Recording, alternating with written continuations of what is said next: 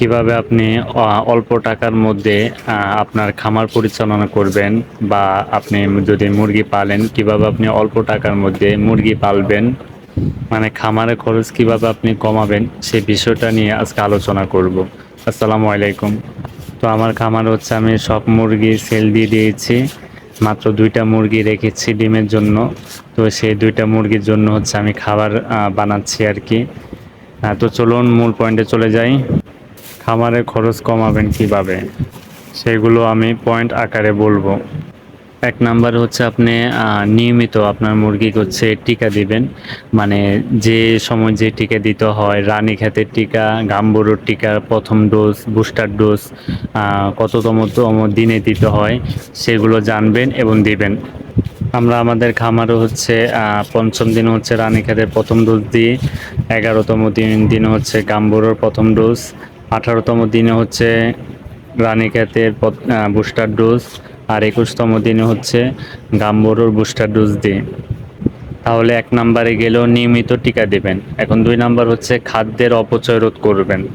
তাহলে খাদ্যের অপচয় কিভাবে রোধ করবেন, আপনি হচ্ছে পাইকারি দামে কাঁচামাল কিনে নিয়ে আসবেন এবং সেই কাঁচামাল কিনে আপনি সুষম খাবার তৈরি করবেন। আপনি যদি কাঁচামাল কিনে এনে খাবার তৈরি করেন, এতে আপনার 20 থেকে 25% খরচ কমবে। তাহলে দ্বিতীয় নাম্বারে গেলেও খাদ্যের অপচয় রোধ করবেন। 3 নাম্বার হচ্ছে আপনি সঠিক ফিডার দিবেন। আপনি আপনার মুরগিকে সঠিক ফিডার আর খাবার পাত্র দিবেন।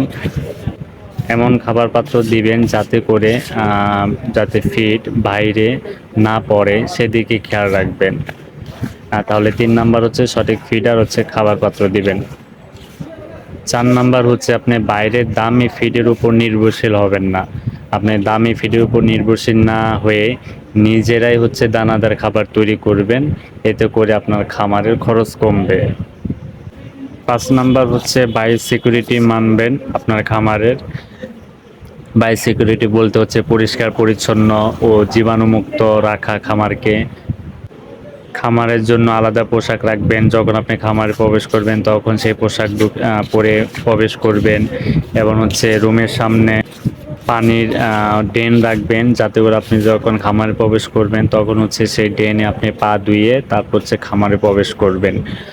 আর হচ্ছে আপনি প্রতিদিন হচ্ছে 2বার হচ্ছে জীবাণুনাশক স্প্রে করবেন, এতে করে ভাইরাস ব্যাকটেরিয়াগুলো মরে যাবে। আপনি যখন মুরগি ধরবেন তখন হচ্ছে ভালো মতো জীবাণুনাশক দিয়ে, বা আপনি ভালো জীবাণুনাশক যেসব সাবান আছে সেগুলো দিয়ে হাত ধুয়ে তারপর হচ্ছে মুরগিকে ধরবেন। তো এই নিয়মগুলো যদি আপনি ফলো করেন তাহলে আপনার খামারের খরচ অনেক কমে যাবে।